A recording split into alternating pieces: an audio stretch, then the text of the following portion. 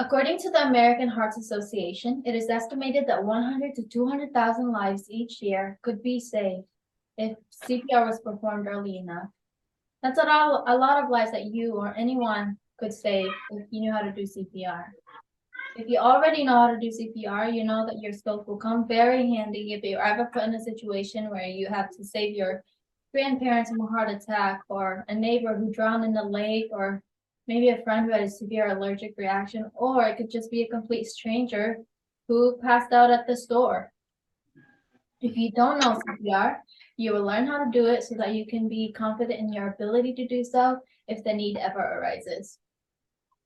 I'm Zaira Casenas, and I'm a pre-medical student who has traveled all over the country as well as outside the country as a medical educator volunteer, where I teach people how to do CPR as well as other basic life support.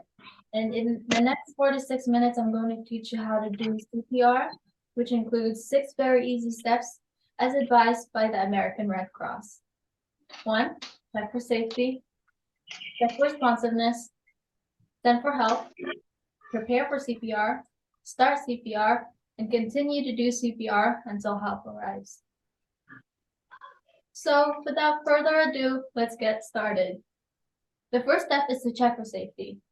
Before you actually do CPR, you want to check for safety. You want to check your environment because you want to administer CPR in a safe environment so that you don't become a victim yourself. For example, if someone had drowned, you want to take yourself and the victim away from the waves, away from the water, so that you can administer CPR safely. Checking for safety may also include using PPEs or personal protective equipment, such as a CPR mouth guard that protects you from COVID and other diseases that can be transferred by mouth to mouth. The second step is responsiveness. To check for responsiveness, you want to check for breathing or life-threatening bleeding, life-threatening conditions by using shout, tap, shout. For example, hey, can you hear me? You want to tap their shoulder? What's your name? You may even want to pinch their shoulder. Can you squeeze my hand? If you don't get a response, if the person is not breathing, or if they're just gasping, you can proceed to the next step. The third step is to ask for help. You want to call 911 and even ask someone to get an AED if an AED is available. But if it's not, that's completely fine. You can totally still save a person's life with just CPR. The fourth step is to prepare for CPR. Now, it's most likely that they're already going to be in this position, but you want to place them laying on their back on a flat and a firm surface so that you can administer CPR appropriately. And immediately when you're ready, the following steps is the most crucial step of this tutorial, which is to immediately, as soon as you can, the fifth step is to immediately, as soon as you can, start CPR. The CPR consists of 30 chest compressions and 2 breaths. With the chest compressions, you want to place your hands in the center of their chest. If you don't know where that is, you can use your pointing fingers, place it under the armpit, go towards the middle, and that is right here, is the middle.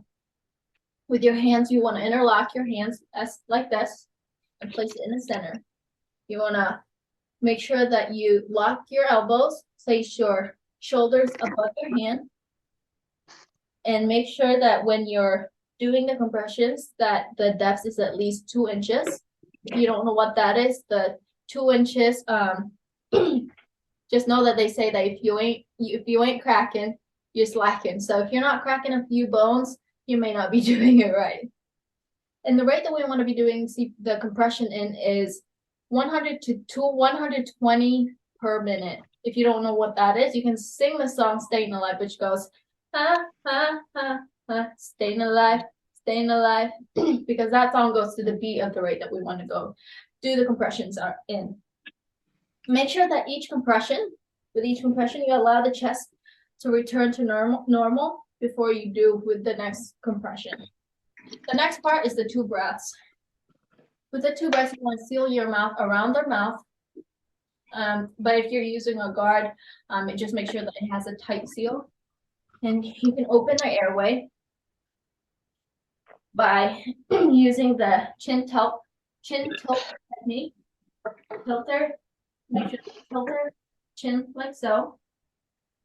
Open their mouth, and you can give them 2 breaths. For legal purposes, I'm supposed to put my mouth around their mouth, but I will not do that. Make sure that each breath lasts for 1 second and the chest rises with each breath, and allow the air to exit before the next breath. Note that if there's no rise, if the chest doesn't rise, you can reposition their head, and make sure that you have a proper seal before starting the second breath. But if there's no rise before the second breath, there may be an object obstructing your airway. The sixth and final step is to continue to do CPR until help arrives. You want to make sure that you're doing CPR for as long as you can until help arrives. And you may also use an AED if you know how to use it, but you don't have to. Just make sure that you're doing CPR until help arrives.